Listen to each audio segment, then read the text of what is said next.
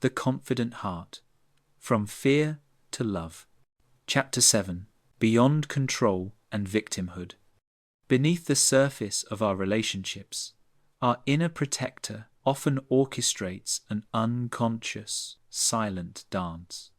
It has two favorite roles, two well-rehearsed personas it can switch between in a heartbeat: the controller and the victim. You may find yourself firmly in one role or fluidly moving between both depending on the situation. This is a game of relational power that our ego plays to protect our core wounds and fears. The controller seeks safety by taking charge, while the victim seeks safety by handing over control. Both are terrified of the same thing: truly facing life with responsibility and authentic vulnerability. Our inner protector puts on these masks to help us navigate the world without being overwhelmed by our core fears of feeling unworthy or helpless. It makes us act in accordance with these roles in order to manage how we and others perceive ourselves. In any given situation, especially when we feel threatened, we may instinctively adopt one of these roles, sometimes switching between them with startling speed. Understanding these roles is the first step towards removing the masks and showing our authentic, confident heart. The mask of the controller. This mask is designed to give the appearance of command and competence. When we wear it, we create the illusion that we can silence our internal chaos by managing the outside world perfectly. However, this has nothing to do with true leadership skills.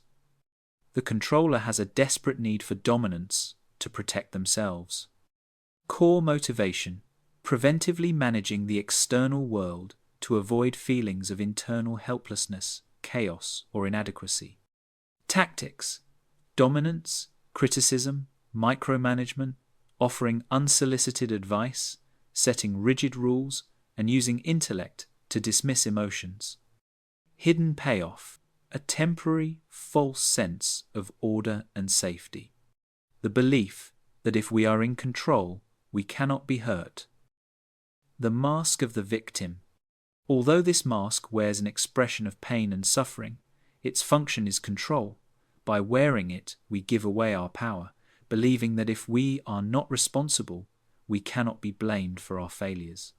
Playing the victim is a strategic posture of powerlessness, a role often played to secure attention and manipulate outcomes. Core motivation: to avoid the terrifying weight of personal responsibility and the risk of failure.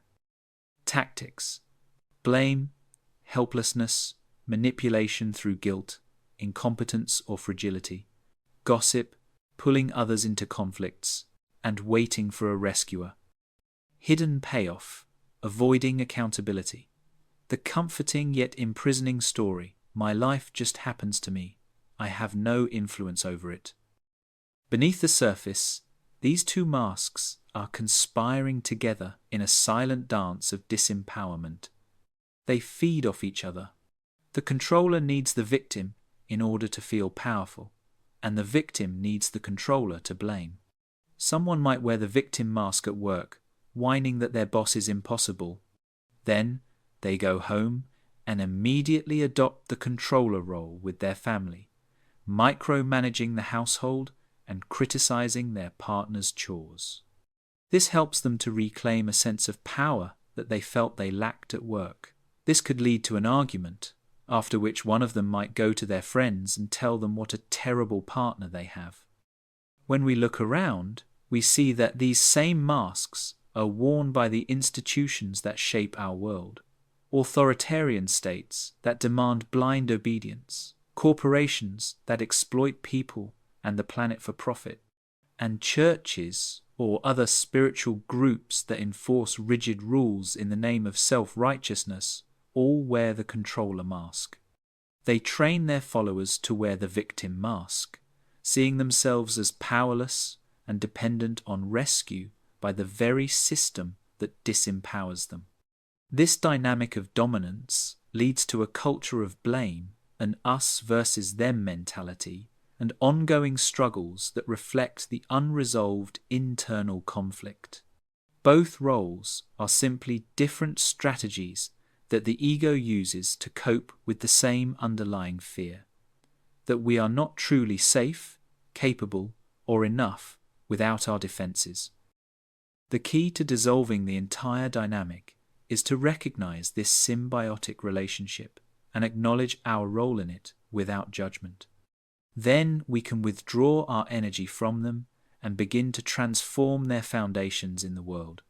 The challenge is that we cannot remove a mask that we cannot see. We often believe that the role we are playing is the only reality. The key to recognition lies in listening to our emotional reactions and viewing them as honest signals. Do we feel frustrated, full of contempt, or driven to fix someone? Then we have probably adopted the controller's mask. Do we feel resentful, hopeless, or powerless? We are probably viewing the world through the eyes of the victim. We can also listen to our own words. The language of the controller is filled with "you should," "you must," and "why didn't you?"